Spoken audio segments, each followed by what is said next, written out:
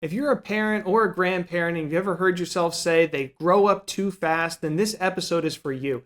Here we're talking about creating seasonal bucket lists to really make sure that you're living into everything that you can do it with enjoying with your family, with your kids, and making the most out of life.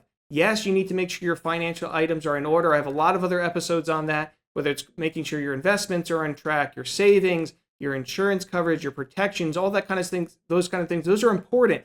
And by getting those out of the way, it frees us up mentally to focus on the fun stuff like creating bucket lists of fun activities to do in every season. But, we want to make sure that we do circle back around and get to that fun stuff because life goes really quickly and we want to make sure that we're enjoying today.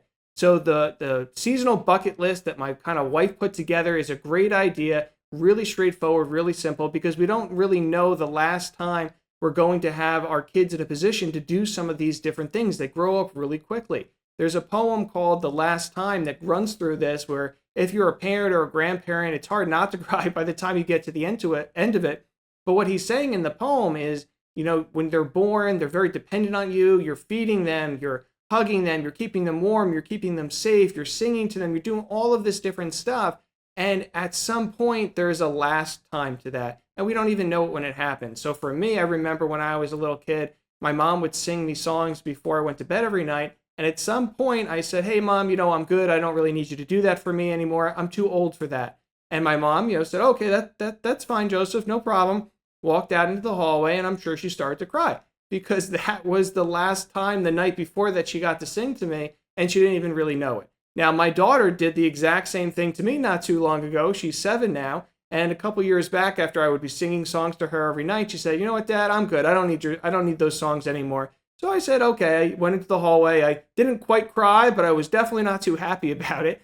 And so, that's the kind of thing that is inevitable to happen. It's a good thing that it happens because that means our kids are growing up, they're maturing. At the same time, we want to take advantage of all these different opportunities while we can. One is coming up with ideas, and that's with your spouse, that's with your grandparents, involve the kids as well. But coming up with a list of anywhere from, let's say, 10 to 20 things every season that you guys can do and check off. And that's really great to make sure you're focusing on all those little things and appreciating it as well, right? So, for example, if you're in the fall, you could do really simple things like, making apple cider, drinking apple cider, going apple picking, making decorations, any of that kind of stuff, putting something like that together on your list. None of it costs that much. It's very simple to do. Other things could be if you're wanting to, make it a little bit of a bigger event. Back in 2020, our families did a Thanksgiving house. So we got together in a house for a couple of days with siblings and grandparents. And that's a time that my kids, I know, will never forget, that they still talk about that. So there's a whole, there's a whole different level that you can hit on all different things. It could be simple, it could be a little bit more complex. This last season was the summer for us.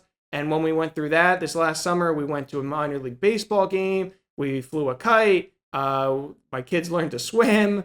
We went on a vacation down to the shore. So again, things could be really simple. They could be a little bit more in the way of a vacation. But creating that list of things is just really fantastic. And it helps us really stay connected and make sure that we're enjoying the season. That way we can look at this list, which is part 2, actually making the list, and really feel accomplished at the end of it. Step 2, get all those things. Don't just keep them in your brain. Don't just keep them on your phone. Print them out, or if your kids are younger, have your kids actually write them out and design them. Hang it up on the wall for everybody to see, and you could start working your way through it. So make sure that you take care of all the financial stuff, obviously. Make sure you're saving enough. Make sure that you have the proper insurance protections, all that kind of stuff. That frees you up mentally to be able to engage in this way with your kids, with your grandkids, while they are young, while you can do these things. But make sure that you are spending enough time to still enjoy today, be intentional about it, and have a lot of fun. So thanks for joining me today, and make sure to join us for more episodes to come.